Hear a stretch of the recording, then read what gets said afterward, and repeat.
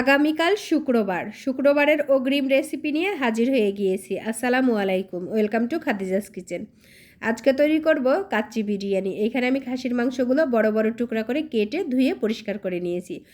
এখন মশলাগুলো সব রেডি করে নিয়েছি। ঘরোয়া মশলা সামান্য দিয়েছি, হলুদ, মরিচ, জিরে, লবণ দিয়েছি, আলু বোখরা, কিশমিশ, ঘি, দুধ, আর এটা ব্র্যান্ডেড মশলা কাচ্চি বিরিয়ানির। পেঁপের খোসা বাটা, বাদাম বাটা, টক দই, আর দিয়েছি পেঁয়াজ বেরেস্তা। আরও ছোট ছোট কিছু লাগবে, সবগুলো উপকরণ এইখানে রাখা হয়নি। এবার ম্যারিনেট করার পালা। টক দই দিয়ে দিলাম, পেঁয়াজ বেরেস্তা আমি অর্ধেকটা দিয়ে দিব, আর অর্ধেকটা আবার ডেকোরেশনের জন্য রাখতে হবে। অর্ধেকটা দিয়ে দিয়েছি। এইবার দিয়ে দিব কাচ্চি বিরিয়ানির ব্র্যান্ডেড মশলাটা। পেঁপে বাটা দিয়েছি 2 চামচের মতন। আমার এখানে 2 কেজি মাংস আছে, আর 1 কেজি আছে বাসমতি রাইস। তারপর দিয়ে দিয়েছি বাদাম বাটা। এখন দিয়ে দিব ঘরোয়া যে মশলাটা, হলুদটা স্কিপ করতে পারেন, আমি কখনো দিয়ে থাকি কখনো আবার দিই না। তারপরে দিয়ে দিব ঘি। ঘি কিন্তু অবশ্যই দিতে হবে। আমি এখানে 2 চামচ দিয়েছি, চা চামচ হিসাব করলে 4 চামচ হয়ে যাবে। তারপরে যে ব্র্যান্ডেড মশলার যে গোটা মশলাটা থাকে সেটা দিয়ে দিয়েছি, শুধু শাহি জিরাটা রেখে দিয়েছি চাল সিদ্ধ করার জন্য। দিয়ে দিব সামান্য সয়াবিন তেল, বেরেস্তা ভাজার ওইখান থেকেই 3 টেবিল চামচের মতো তেল দিয়ে দিয়েছি। এবার খুব ভালো করে ম্যারিনেট করতে হবে। ম্যারিনেট করতে করতেই যেন মাংসের মধ্যে আধা মশলা প্রবেশ করে যায়। ম্যারিনেটটা কিন্তু খুবই বেশি জরুরি। চালটা কিন্তু আমি শুরুতেই ভিজিয়ে রেখেছি, 1 থেকে 1.5 ঘন্টা চালটা ভিজিয়ে নিব।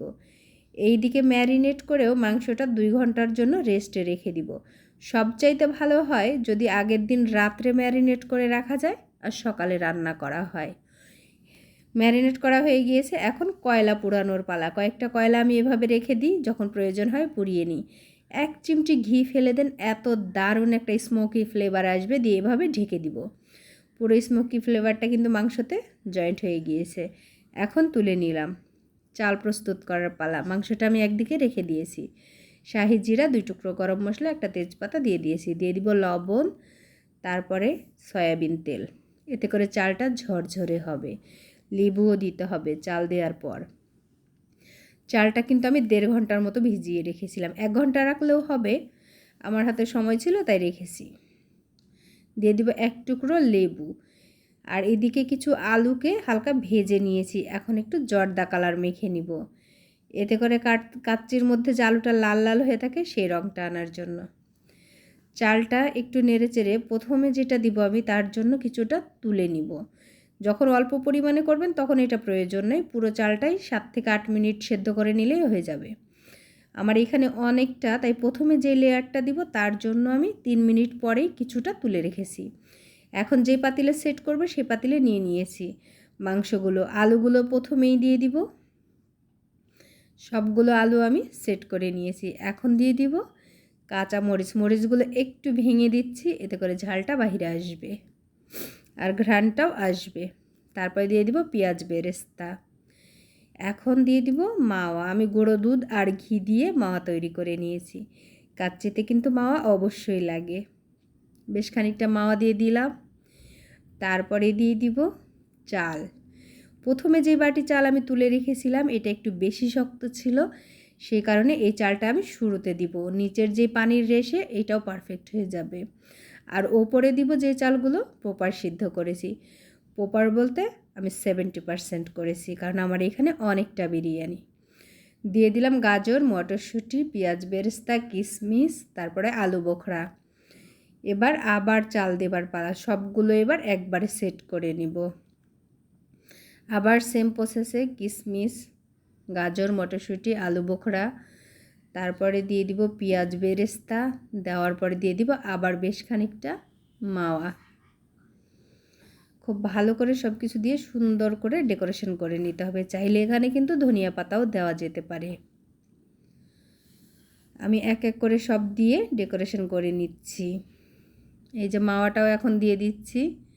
আমার মাওয়াটাও দেওয়া হয়ে গিয়েছে। এখন দিয়ে দিব 1 বাটি ভর্তি করে ফুল ক্রিম দুধ।